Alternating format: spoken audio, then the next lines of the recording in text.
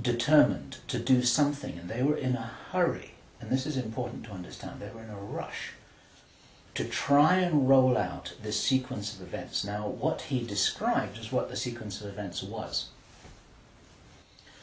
It starts with Israel attacking Iran. Now, this hasn't happened yet.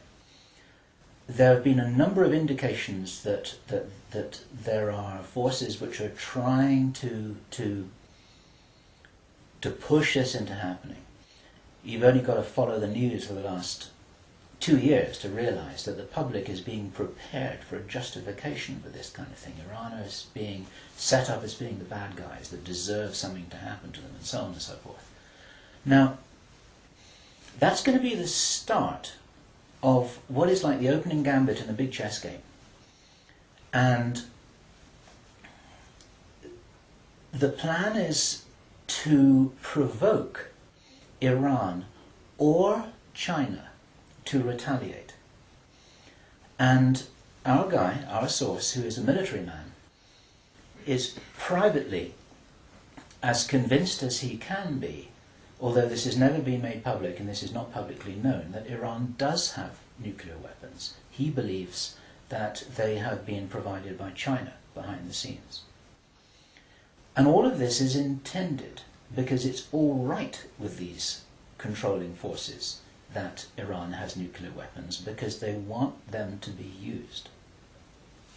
The plan is for either Iran or for China to retaliate after Iran is struck with a nuclear weapon. At that point, there will be a limited nuclear exchange in the Middle East, followed by a ceasefire. He heard this being planned in this meeting. This is being choreographed.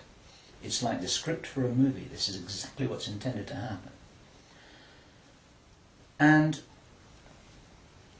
during this time, the other thing that's being set up for this, and many people watching this will be aware that this is being set up in the background. We've had a lot of information about this from a number of good researchers from many countries who are reporting this on the internet, that things are being set up in many of the Western countries for there to be heavy controls over populations, martial law, increased powers on security forces who are not just the army or the police, but in Britain, for example, our source said that he absolutely knew personally for a fact, that a very large number of private security people, their powers were being increased to give them the ability to arrest people, the ability to detain, the ability to handle riots in streets. And here we're talking about just regular people working in private security, people who give the parking tickets on the streets. Their powers are being increased in the same way. And last year we heard President Obama talking about how he wanted to have a sort of national guard at home in America ready to handle this kind of thing. There are a lot of indicators that this is being set up. And in this rollout of this crazy scenario, where it is intended that there will be a limited nuclear exchange in the Middle East, the idea is that as the world looks upon this with horror, then they will demand from their governments that there are heavy controls over travel, over communication, over people who meet, over people who protest in the streets. They want to make sure that they don't have crazy bombers on aeroplanes, crazy bombers in the shopping malls. They want to make sure, and because people will be driven into fear by this, they'll request and demand and insist on heavy controls from their governments, which will be justified. And this is where you're going to kind of get the martial law situation in all the Western countries. It's intended as a justification. All of this is just the start of something, because this story gets much bigger, and it's pretty horrifying. And if watching this now you're feeling a little bit shocked, this is how I was feeling when I heard this information, and this is how our source was feeling when he was hearing this information in this meeting, because this is just the beginning. Now, during the time of this ceasefire, everyone's shocked, everyone's frightened, everyone's really terrified about where this is going to go. There are all kinds of heavy controls over populations everywhere. And then the next thing that happens in this chess game that's being played is that biological weapons are released on China. He heard this being discussed in this meeting. They will release a flu-like virus that will be genetically targeted against the Chinese population. It's racially targeted against the Chinese people. It's designed to spread like wildfire and to knock out a large number of the Chinese people. And these people in this meeting were laughing about this. They said, China will catch a cold. Those were their words. China will catch a cold. And they were laughing about the fact that these biological weapons will wreak havoc among the Chinese population. And after that, then what effectively will be a kind of plague will actually spread right across the world to the West as well. Our source was not clear whether this was a Chinese retaliation or whether the thing would just spread out of control in the way that it would be very understandable if it did, whether it's racially targeted or not. These things actually mutate. So now you've got a situation where there's been a limited nuclear war in the Middle East. There's a pandemic that really is sweeping across the world and really is killing people very visibly. And you've got this totalitarian military lockdown in all the governments in the Western world because everyone's going to be in panic about all of this. And then, he said, then the real war starts. Something that would be justifiably called the Third World War, with a much more major nuclear exchange. And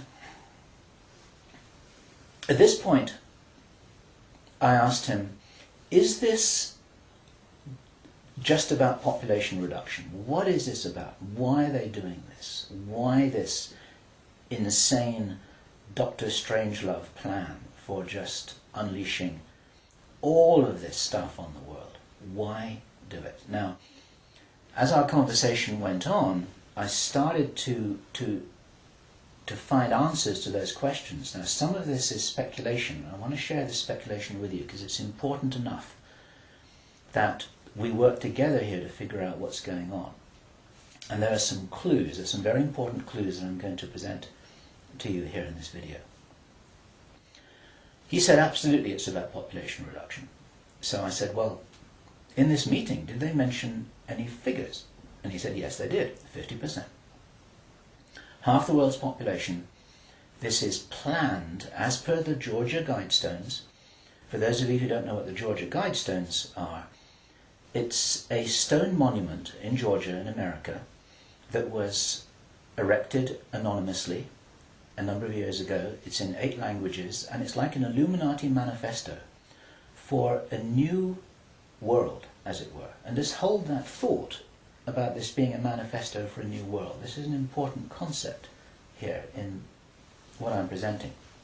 One of the key parts of this manifesto for this new world is that there should be a population of 500 million people.